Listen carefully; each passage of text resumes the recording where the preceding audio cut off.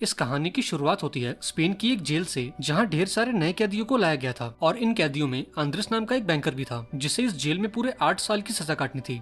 अब जेल में आते ही इन सभी कैदियों को एक कमरे में लाया गया और इनके कपड़े उतारकर इनकी अच्छे से तलाशी ली गई। तभी डोमिंगो नाम का एक गार्ड आंद्रेस के पास आया और उसके सूट को 250 यूरोज में खरीदने का ऑफर दिया। लेकिन जब काफी कोशिश के बाद भी आंद्रेस ने अपने सूट को नहीं बेचा, तो गुस्से में आकर डोमिंगो ने उसे सोने के लिए गद्दा नहीं दिया। और तो और आंद्रेस को सिर्फ एक बाल्टी पानी मिली, जो उसे अगले 3 दिनों तक चलानी थी। अब ऐसे ही दिन गुजरते गए और जेल की गंदगी के चलते आंद्रेस की बॉडी पर कीड़े पड़ गए। अब ये सब देखकर आंद्रेस ने नहाने का फैसला किया, पर इतने कम पानी में ऐसा कर पाना इम्पॉसिबल था। अब एक दिन ब्लैकी नाम का एक कैदी आंद्रेस को खाना देने उसके सेल में पहुंचा और यहाँ आंद्रेस की हालत देखकर उसे उस पर दया आ गई।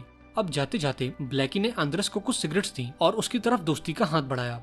अब रात को सिगरेट पीते हुए आंद्रेस इस ख्याल में डूबा था कि क्या वो कभी इस जेल से निकल पाएगा। अब अगले कुछ दिनों में आंद्रेस की हालत और बिगड़ गई और वो पागलों की तरह अपने सेल का दरवाजा पीटने लगा। अब जब जेल के वार्डन मोरिनो को ये बात पता लगी, तो उसने गार्ड से कहकर आंद्रेस की खूब खातिरदारी कराई। अब पूरे 3 हफ्तों बाद आंद्रेस को मेन प्रिजन में भेजा गया, जहाँ बाकी सभी कैदियों को रखा गया था। अब जेल में आने के बाद केवल ब्लैकी ने आंद्रेस का स्वागत किया और यहाँ आंद्रेस को पता लगा कि उसे ब्लैकी और पीनो नाम के एक कैदी के साथ अपना कमरा शेयर करना है। अब पीनो इस जेल में काफी मशहूर था, क्योंकि उसके पास ढेर सारी किताबें और कुछ फैंसी कपड़े भी थे, जिन्हें वो बाकी कैदियों को भाड़े पर देता है। अब अगले दिन इन कैदियों के परिवार वाले इनसे मिलने पहुंचे और यहाँ आंद्रेस को पूरा यकीन था कि उसकी गर्लफ्रेंड उससे मिलने जरूर आएगी।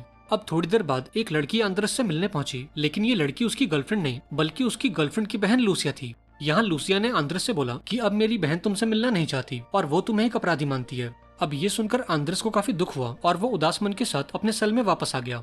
अब अगली सुबह जब आंद्रेस जेल के कंपाउंड में था, तब कुछ कैदियों ने उस पर हमला कर दिया और उसके सारे कपड़े भी छीन लिए। इसके बाद आंद्रेस डोमिंगो नाम के उस गार्ड के पास गया और उससे इस बारे में शिकायत की, लेकिन डोमिंगो ने उसकी कंप्लेन लिखने से इनकार कर दिया और उसे बताया कि इस जेल में कंप्लेन लिखवाने के भी 300 यूरोज लगते हैं। अब ये सुनकर आंद्रेस को काफी गुस्सा आया, पर चूंकि वो डोमिंगो का कुछ बिगाड़ नहीं सकता, इसलिए वो चुपचाप वहाँ से चला गया।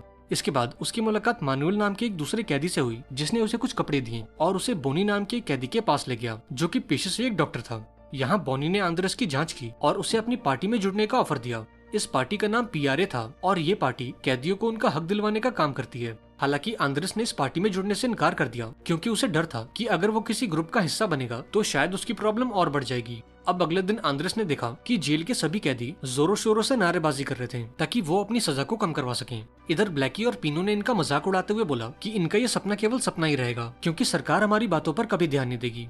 अब उस शाम जब आंद्रेस जेल के कंपाउंड में था, तब बॉनी उसके पास आया और उसके दांतों को चेक करने के बहाने उसे कुछ कागज के पर्चे पकड़ा दिए। यहाँ बॉनी ने आंद्रेस से बोला कि तुम इन कागजों पर क्रांति के कुछ नारे लिखो और ये काम तुम अपने लेफ्ट हैंड से करना, ताकि कोई तुम्हारी हैंडराइटिंग पहचान न सके। अब फाइनली आंद्रेस भी इसके लिए मान गया और उस रात उसने उन पर्चों पर क्रांति के ढेर सारे नारे लिखे, ताकि इन पर्चों को जेल में बांटकर सभी को प्रोटेस्ट के लिए इकट्ठा किया जा सके। अब इस दौरान ब्लैकी ने उसे अपनी पूरी कहानी बताई और उससे बोला कि मैं अपनी फैमिली को बहुत मिस करता हूँ और एक दिन मैं इस जेल से निकलकर उनके साथ एक खुशहाल जिंदगी बिताऊंगा। अब अगली सुबह गार्ड्स ने ब्लैकी को अपने सेल से बाहर निकाला और उसे वार्डन के ऑफिस में ले गए, क्योंकि गार्ड्स को जेल के किचन में एक सुरंग के खोदे जाने के सबूत मिले थे। अब थोड़ी देर बाद वार्डन ब्लैकी के साथियों से मिला और उन्हें बताया कि इंटरोगेशन के दौरान दिल का दौरा पड़ने से ब्लैकी की मौत हो गई है। हालांकि आंद्रेस और पीनो ये जानते थे कि जेल के स्टाफ ने ब्लैकी को जानबूझ के मारा है, क्योंकि उन्हें शक था कि शायद ब्लैकी इस जेल से भागने की प्लानिंग कर रहा है। अब ये सब देखकर आंद्रेस गुस्से से पागल हो गया और अपने बनाए सभी पर्चों को जेल में चारों ओर फैला दिया। अब ये देखते ही जेल के गार्ड्स ने उसकी खूब धुनाई की और उसे एक काल कोठरी में बंद कर दिया। अब ऐसे ही दिन गुजरते गए और पूरे 1 हफ्ते बाद आंद्रेस को इस कमरे से बाहर निकाला गया, क्योंकि उसकी गर्लफ्रेंड की बहन लूसिया उससे मिलने आई थी। दरअसल लूसिया आंद्रेस को पसंद करती है, इसलिए वो आए दिन उससे मिलने आती। अब यहाँ लूसिया ने आंद्रेस को एक न्यूज़पेपर का टुकड़ा दिया, जिसमें कैदियों के हकों के बारे में बातें हो रही थी और इससे इतना तो साफ था कि देश का माहौल अब बदल रहा है। अब अगली सुबह स्पेन के ढेर सारे लोग इस जेल के बाहर पहुंचे और कैदियों के सपोर्ट में धरना देने लगे। इसके साथ ही उन्होंने मुर्गी के पैर में एक खत लिखकर जेल के अंदर फेंक दिया, जिसमें कैदियों की सजा को कम करने की बात की गई थी। अब गार्ड्स को इस मुर्गी के पीछे भागते देखकर सभी कैदी जोर जोर से हंसने लगे और इस छोटी सी मुर्गी ने भी उनका भरपूर एंटरटेनमेंट किया। इसके बाद हम पीनो को देखते हैं, जिसे आज तक ये लगता था कि उनका यह प्रोटेस्ट बिल्कुल बेकार है और सरकार कभी भी इनकी बात नहीं मानेगी। पर देश के लोगों का सपोर्ट देखकर पीनो का मन बदल गया और फाइनली उसने भी इस आंदोलन में साथ देने का फैसला किया। अब इस प्रोटेस्ट में जुड़ते ही पीनो अपने ब्लॉक में मौजूद कैंपो नाम के कैदी के पास गया और कैंपो समेत उसके सभी साथियों को अपने ब्लॉक से बाहर निकाल दिया, क्योंकि असल में ये लोग वार्डन के जासूस थे। अब ऐसे ही दिन गुजरते गए और देखते ही देखते साल 1977 आ गया, जब पूरे स्पेन में इलेक्शंस होने वाले थे और देश की अलग अलग पार्टियां इस इलेक्शन में भाग लेने वाली थी। अब ये सब जानने के बाद पीनो, बॉनी और आंद्रेस जेल के एक खास कैदी से मिलने पहुंचे, जिसका नाम मार्बेला था। अब यहाँ पीनो ने मार्बेला से बात की और उसे इस आंदोलन में शामिल होने का ऑफर दिया। हालांकि मार्बेला ने इस पार्टी में जुड़ने से इनकार कर दिया क्योंकि जेल में उसकी जिंदगी आराम से कट रही थी और उसके कमरे में उसकी सुविधा की हर एक चीज मौजूद थी। अब मार्बेला से ना सुनकर पीनो ने उसे एक अंगूठी दिखाई और उसे याद दिलाया कि कैसे इस जेल के गार्ड्स ने उसके बेटे को बड़ी ही बेरहमी से मार डाला था। अब इस अंगूठी को देखकर मार्बेला को काफी दुख हुआ और उसने फैसला किया कि वो इन गार्ड से अपने बेटे की मौत का बदला जरूर लेगा। अब यहाँ मार्बेला ने पीनो और उसके साथियों से हाथ मिला लिया और फिर ये लोग यहाँ से चले गए। वहीं दूसरी ओर हम जेल के गार्ड्स को देखते हैं जिन्होंने पीनो के कमरे को तहस नहस कर दिया और उसकी सारी किताबों को इकट्ठा करके उनमें आग लगा दी। अब अगली सुबह जब इन सभी कैदियों को नाश्ता दिया गया तब एक कैदी अपने सेल में जोर जोर से चिल्लाने लगा और जब एक गार्ड उसे देखने के लिए उसके सेल में पहुंचा तब उसने गार्ड से उसकी बंदूक छीन ली और उसे बंदी बना लिया। वहीं दूसरी ओर पीनो, बॉनी और आंद्रेस ने जेल के सभी कैदियों को इकट्ठा किया और फिर इन लोगों ने मिलकर इस पूरी जेल को तहस नहस कर दिया। अब बहुत जल्द ये सभी कैदी छत पर आ गए और जोर जोर से क्रांति के नारे लगाने लगे। अब ये देखकर जेल के गार्ड्स ने इन पर रबर की गोलियों से हमला किया, पर इन सब के बावजूद भी इन कैदियों ने अपने आंदोलन को जारी रखा और जेल के बाहर मौजूद ढेर सारे लोगों ने भी इस आंदोलन में उनका पूरा साथ निभाया। अब ये देखकर जेल का वार्डन इन कैदियों की मांगे सुनने को तैयार हो गया और फिर कैदियों की ओर से बॉनी और आंद्रेस जेल के ऑफिसर से बात करने पहुंचे।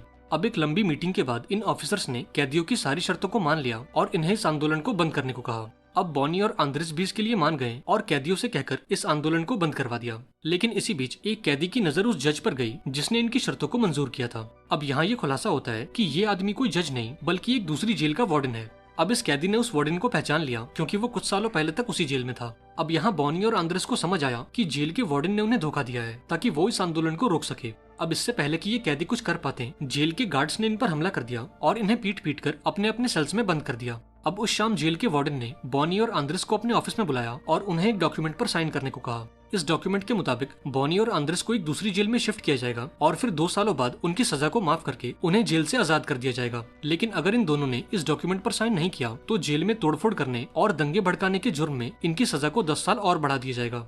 अब ये ऑफर तो काफी अच्छा था, पर इसके बावजूद भी आंद्रेस ने इस ऑफर को ठुकरा दिया क्योंकि वो अपने साथियों समेत इस आंदोलन से धोखा नहीं कर सकता। अब जब अगली सुबह आंद्रेस की आंख खुली तब उसने बॉनी को देखा जिसे एक दूसरी जेल में शिफ्ट किया जा रहा था और इसका मतलब ये था कि बॉनी ने वार्डन के ऑफर को एक्सेप्ट कर लिया। अब उस रात जब पीनो और आंद्रेस अपने सेल्स में सो रहे थे तब जेल के गार्ड्स उनके पास पहुंचे और इन दोनों को एक गाड़ी में भरकर इन्हें जेल से बाहर ले गए। इसके बाद इन दोनों को बार्सिलोना की एक जेल में लाया गया जो इस देश के सबसे खतरनाक जेलों में से एक थी। अब जेल में आते ही पीनो और आंद्रेस को कुछ इंजेक्शन दिए गए और फिर जेल के गार्ड्स ने उन्हें बहुत ही बुरी तरह से मारा। अब अगले कई दिनों तक गार्ड्स ने पीनो और आंद्रेस को खूब टॉर्चर किया ताकि वो इस आंदोलन को रोक दें। लेकिन इतनी धुनाई के बाद भी पीनो और आंद्रेस ने इस आंदोलन को बंद करने से इनकार कर दिया। अब इस टॉर्चर के चलते इनकी तबीयत काफी बिगड़ गई, इसलिए इन्हें जेल के हॉस्पिटल में एडमिट कर दिया गया। अब यहाँ आंद्रेस ने डॉक्टर को इस जेल में हो रहे टॉर्चर के बारे में बताया और इन दोनों को अपने उस पुराने जेल में भेजने की रिक्वेस्ट की। अब इन दोनों की हालत देखकर इस डॉक्टर को भी उन पर तरस आ गया, इसलिए उसने एक रिपोर्ट बनाकर इन्हें उस पुरानी जेल में ट्रांसफर कर दिया। अब जब पीनो और आंद्रेस अपने इस पुराने जेल में पहुंचे तो उनके बाकी साथियों ने हीरोज की तरह उनका स्वागत किया। अब पीनो और आंद्रेस के आने के बाद इन सभी ने अपने आंदोलन को कंटिन्यू किया और जेल अथॉरिटीज के खिलाफ आवाज उठाने लगे। दरअसल इनका प्लान था पूरे देश की नजरों में आना ताकि वो सरकार पर दबाव बनाकर अपनी शर्तों को मनवा सकें। अब कुछ दिनों बाद एक पॉलिटिशियन जेल के दौरे पर पहुंचा और आंद्रेस से जेल के हालातों के बारे में बात की। अब यहाँ आंद्रेस ने भी इस पॉलिटिशियन को पूरी बात बताई कि कैसे इस जेल के गार्ड्स और इस जेल का वार्डन यहाँ मौजूद सभी कैदियों को टॉर्चर करते हैं। अब इनकी इस मीटिंग के बाद पूरे देश में ये बात फैल गई और स्पेन का हर एक नागरिक कैदियों के हकों के बारे में बातें करने लगा। अब एक दिन जेल के अंदर आंद्रेस ने रूबी नाम के एक कैदी को देखा जो जेल के एक गार्ड से बातें कर रहा था। अब उस रात आंद्रेस मार्बेला के कमरे में पहुंचा और उससे अपने आंदोलन के बारे में बातें करने लगा। लेकिन अगले ही पल रूबी अपने एक साथी के साथ कमरे में एंटर हुआ और मार्बेला पर चाकू से हमला कर दिया और इस हमले में मार्बेला की जान चली गई। दरअसल जेल के गार्ड्स ने रूबी को यह ऑफर दिया था कि अगर वो मार्बेला को मार देगा तो वो उसके कमरे का सारा सामान खुद ले सकता है। अब यहाँ रूबी ने मार्बेला को तो मार दिया पर उसने आंद्रेस को कोई नुकसान नहीं पहुंचाया। अब ऐसे ही दिन गुजरते गए और देखते ही देखते देश में इलेक्शंस का टाइम आ गया। अब इस चुनाव के बाद देश में एक नई सरकार आई और इस नई सरकार ने कैदियों की मांगों को मानने से इनकार कर दिया। अब ये खबर सुनकर पीनो और आंद्रेस समेत सभी कैदियों के हौसले टूट गए और उन्होंने इस आंदोलन को बंद कर दिया। अब यहाँ आंद्रेस को तो यही लग रहा था कि उसकी पूरी जिंदगी इसी जेल में कटेगी और वो इस जेल से कभी आजाद नहीं होगा। अब आंद्रेस को उदास देखकर पीनो ने उसे एक दूसरे प्लान के बारे में बताया और उसे जेल की एक पुरानी लिफ्ट तक ले गए। अब इस लिफ्ट से होते हुए ये दोनों एक बेसमेंट तक पहुंचे और यहाँ पीनो ने आंद्रेस से कहा कि अगर वो इस बेसमेंट में एक सुरंग खोदें तो वो नाले के रास्ते से होते हुए इस जेल से भाग सकते हैं। लेकिन इस काम को करने के लिए इनके पास केवल 3 हफ्तों का समय था क्योंकि 3 हफ्ते बाद इस जेल में रेनोवेशन का काम शुरू हो जाएगा और फिर ये हमेशा हमेशा के लिए इस जेल में कैद हो जाएंगे। अब यहाँ आंद्रेस को ये डर था कि खुदाई की आवाजों को सुनकर गार्ड्स इन्हें पकड़ न ले। इस पर पीनो ने उसे बताया कि वो जेल के बाकी कैदियों को इस जगह के बाहर फुटबॉल खेलने को कहेगा ताकि गार्ड्स को खुदाई का शोर सुनाई न दे। अब बहुत जल्द पीनो और आंद्रेस ने अपना काम शुरू कर दिया और जेल के बेसमेंट में एक सुरंग खोदने लगे। लेकिन फिर एक दिन रूबी और उसका एक साथी न जाने कहां से इस बेसमेंट में आ गए और पीनो और आंद्रेस को सुरंग खोदते हुए देख लिया। अब यहाँ इनके पास कोई और चारा नहीं था, इसलिए इन लोगों ने रूबी और उसके साथी को भी अपने प्लान में शामिल कर लिया। अब अगले दिन आंद्रेस का वकील उससे मिलने पहुंचा और उसके केस को दोबारा से रीओपन करने की बात कही, लेकिन आंद्रेस ने इसके लिए साफ इनकार कर दिया क्योंकि अब सरकार और कानून से उसका भरोसा उठ चुका था। अब कई दिनों की खुदाई के बाद इन्होंने जेल के बेसमेंट में एक सुरंग बना ली जो इन्हें जेल से बाहर पहुंचाने का काम करेगी। अब फाइनली वो दिन भी आ गया जब ये लोग इस जेल से भागने वाले थे। अब यहाँ पीनो ने आंद्रेस को नए कपड़े दिए ताकि जेल के बाहर किसी को भी उन पर शक न हो और ये आम लोगों में घुल मिल सके। इसके बाद ये सभी लोग उस सुरंग में घुसे और धीरे धीरे रेंगते हुए जेल से बाहर आ गए। अब यहाँ पीनो और आंद्रेस पास के एक बस स्टॉप तक पहुंचे और फटाफट से एक बस में बैठ गए, लेकिन बदकिस्मती से रूबी और उसके साथी को पुलिस ने पकड़ लिया और उन्हें दोबारा से जेल में डाल दिया। अब कई घंटों के सफर के बाद पीनो और आंद्रेस एक दूसरे शहर में पहुंचे और एक दूसरे को अलविदा कहकर अपने अपने रास्तों पर निकल गए। अब यहाँ आंद्रेस का हाथ उसकी जेब में गया जहाँ पीनो ने उसके लिए ढेर सारे पैसे और एक नई आईडी छोड़ी थी। दरअसल पीनो ने ऐसा इसलिए किया ताकि आंद्रेस किसी सेफ जगह पर पहुंचकर एक नई जिंदगी शुरू कर सके। अब इन चीजों को देखकर आंद्रेस काफी खुश हुआ और मन ही मन पीनो का शुक्रिया अदा किया। इसके बाद वो अपनी गर्लफ्रेंड की बहन लूसिया के पास पहुंचा और उसके साथ मिलकर एक नई जिंदगी शुरू की।